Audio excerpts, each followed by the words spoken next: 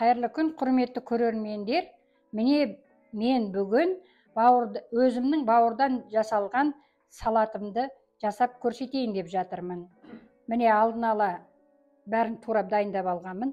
Міне капуста, одан кейін сәбізді қосам. Оған міне паприка,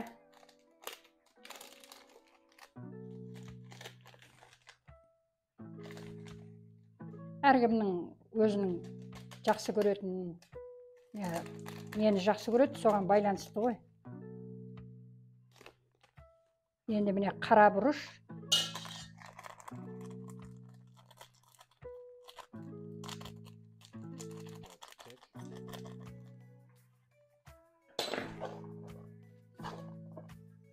тұз саламыз татығанша.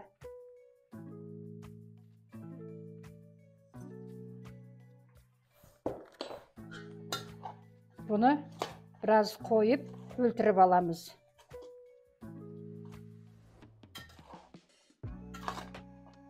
Мына яблочный деген уксус 12%.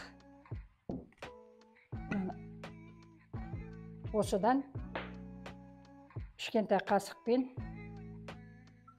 бір қасық немесе 1,5 қасық қосуға болады. Бұл біріншіден дәмді болады, екіншіден оны жұмсартады. Енді мына зәйтүн майынан чай қасықпен 1 қасық немесе 1,5 қасық қосуға болады.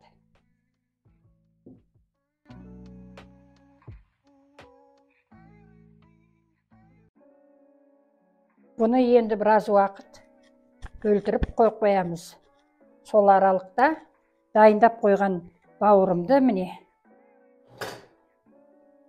міне таяқша етіп турап алған бауырымызды қуырып келеміз. Оған міне пияз қосып қуырамыз.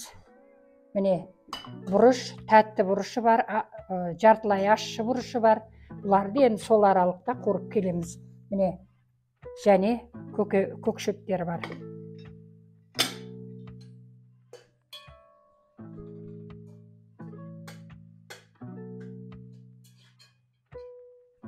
Мен бағана сіздерге айтам деп ұмытып кеттім. Бауырды бір қайнатып, көбігін алып тастап, содан кейін турап дайын бауырды осылай. Енді бауырды білесіздер, қазақтар бұрын бір қайнатып, қанын ағызып, соны тұзды салып, тұзды суына өзін малып ет тасып жатқанда жеп алушы еді ғой. Бауыр деген өте қатты піссе, қатты болып қалатынын өздеріңіз білесіздер. Сондықтан қатты қуырудың қажеті жоқ.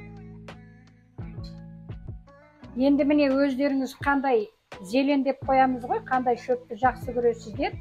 Міне қосып,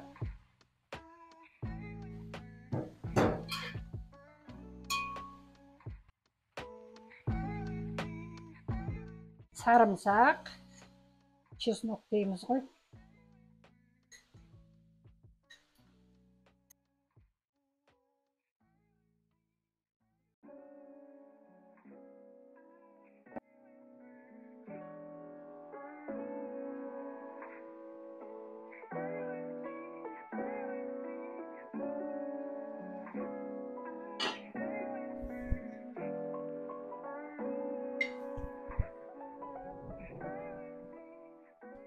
Бауырды қатайып кетпесін деп, кішкене қақпағын жауып қойдым.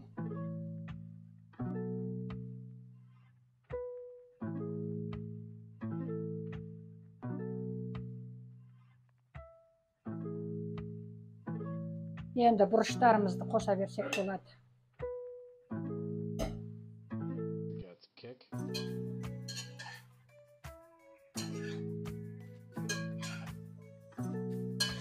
Міне бауырым дайын болды.